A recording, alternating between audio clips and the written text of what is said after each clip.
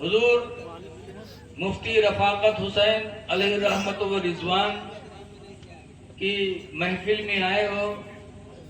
حضرت کی پوری زندگی دین کی خدمت میں گزاری ہے اپنی، اور اصل زندگی وہی ہے جو دین میں گزر جائے. خوش نصیب ہیں وہ لوگ جن کو ان کی صحبت ملی. حضرت امام اعظم ابو حنیفہ رحمت اللہ علیہ. یاد رکھو لوگوں، جو لوگ تھوڑی دیر بھی حضرت کے پاس بیٹھے ہوں گے وہ اپنے نصیب پر ناز کریں. حضرت امام اعظم ابو حنیفہ رحمت اللہ علیہ سے کسی نے پوچھا تھا حضرت آپ کی عمر کتنی؟ تو حضرت نے فرمایا 2 سال. اور بال سب سفید رہا. آپ ہم سے پوچھے حضرت پوچھیں کہ آپ کی عمر کتنی؟ ہم کہے 2 سال تو کوئی مانی.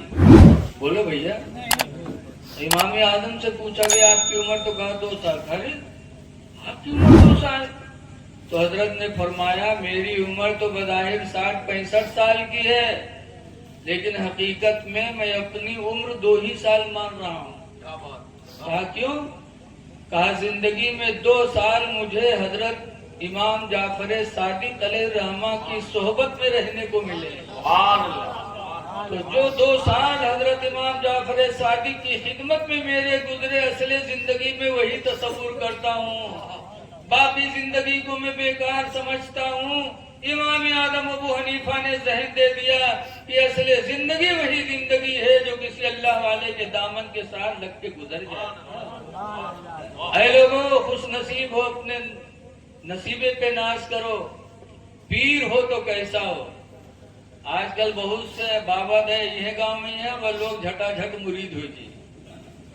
ہمارے گاؤں میں ایک بابا ہوا کھنڈا پروا میں ہی ہے، اور بڑا چرچا گاؤں میں ہی ہے. تو ہفتہ گزر گیا کہ ہم مسجد میں 1 دن نہیں پاوا. ایک دن مغرب پڑھے تو 5-6 مہرو ایک سڑک پر کھڑی فسر کرے. تو ہم منہ بن کے نہ کہ ہم کہیں کہا بات. کہنے رہے مولانا بھیا بہت جلالی بابا ہیں. تو ہم کا خود دیکھو.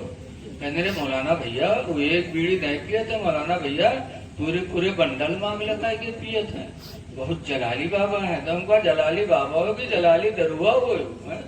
دنیا میں نشہ ایک بیڑی پوری آ جاتے اور پورے بنڈلے لگائے کے پیے تھے.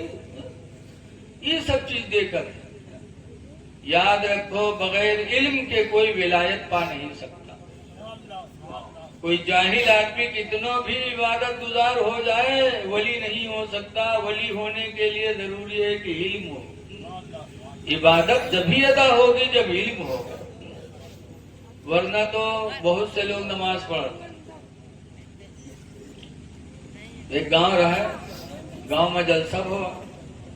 تو جب مولانا لوگ پہنچے، جبہ صافہ صدری میں ہے، ٹنی ہاتھ میں لیے. تو مسجد میں امام صاحب رہے حافظ جی. حافظ جی لوگ بیچارے قرآن شریف یاد کے لیے عالم بنے نہیں تو مسئلہ جانت نہیں. حافظ جی ہیں. جب حافظ جی دیکھیں بڑے بڑے مولانن کا، تو حافظ جی کھڑبڑانے کہیں لاگت ہے کہ آج عشاء کی نماز نہ پڑھاوے پہ کہا. بہت بڑے بڑے مولانا آئے ہیں. تو حافظ جی گئے مسجد کے صدر صاحب پاس. کہیں صدر صاحب آج عشاء کی نماز کو پڑھے؟ کہیں کہا وہ کوئی معاملہ؟ کہیں بڑے بڑے مولانا آ جائے ہیں. تو کہیں ہاں آئے تو ہیں کہا بات. تو حافظ جی کہیں جتنے مولانا آئے ہیں نا، کونوں کہیں قرآن کے 10 سورت یاد ہوئی، کوئی کہیں 25 یاد ہوئی، کوئی کا 30 یاد ہوئی، اور ہمارے سینم تو پورا قرآن رکھا ہے تو نماز کو پڑھے؟ تو صدر صاحب کہیں جب ان کے سینم 10 سورت ہے، کوئی کے 15 کوئی کے 20، تمہارے سینم پورا قرآن ہے تو تم ہی نماز پڑھی ہو کو پڑھی. تو کہیں جانے رہے تو کہیں نہیں کہ کہہ دو مفتی صاحب چلو. کہیں نہیں جب آپ کے سینم پورا قرآن ہے تو آپ پڑھیں ہو. جیسے اذان بھر حافظ جی گئے مصلی چھت کے بیٹھی. اب مولانا مفتی لوگ گئے نماز پڑھے. امام صاحب نماز پڑھاوے لگے حافظ جی. اور نماز پڑھاوے کے بعد آخر میں یہاں حافظ جی نے سلام پھیرا اور سجدے سہو کیا. سجدے سہو جانا تو نماز میں کوئی واجب چھوٹ جائے، جیسے کوئی سورج چھوٹ کے جلد بازی میں رہا آدمی الحمد پڑھ کے تو رکم چلا گوا، اور رکم گوا تب یاد ہاں ہم تو سورت پڑھ کے ملے گے نہیں کریں. تو کوئی واجب چھوٹ جائے تو آخر میں سجدے سہو کر لو تو نماز پوری ہو جائے. تو حافظ جی سجدے سہو کیے. تو موجود مولانا مفتی رہ گئے حضرت ہم نے تو نماز صحیح پڑھائی، کوئی واجب بھی نہیں چھوڑا، فرض بھی نہیں چھوٹا، آپ نے سجدے سو کیوں کیا؟ حافظ جی نے کہا تھوڑی سی غلطی ہو گئی تھی۔ کہا کون غلطی یار؟ جہری نماز تھی، سری ہوتی، چپکے چپکے پڑھتے تو ہم لوگ سمجھتے کوئی غلطی ہو گئی ہوگی، سب آپ نے زور زور سے کیا، ہم لوگوں نے سنا ہے، کون غلطی ہو گئی؟ تھوڑی سی غلطی تھی۔ ارے کچھ بتاؤ گے؟ تو حافظ جی نے کہا جب رکوع میں گیا تھا تو تھوڑی سی ہوا نکل گئی تھی، اس لیے میں نے سجدے سے کر لیا۔ مولانا لوگوں نے کہا لا حول ولا قوت الا باللہ، حضرت نماز بھی گئی، وضو بھی گیا۔ تو آج ہماری عبادت بھی صحیح ادا نہیں ہو سکتی جب تک کہ ہمارے اندر علم کی دولت نہ ہوگی۔ اس لیے خود علم حاصل کرو، اپنے بچوں کو بھی علم حاصل کراؤ۔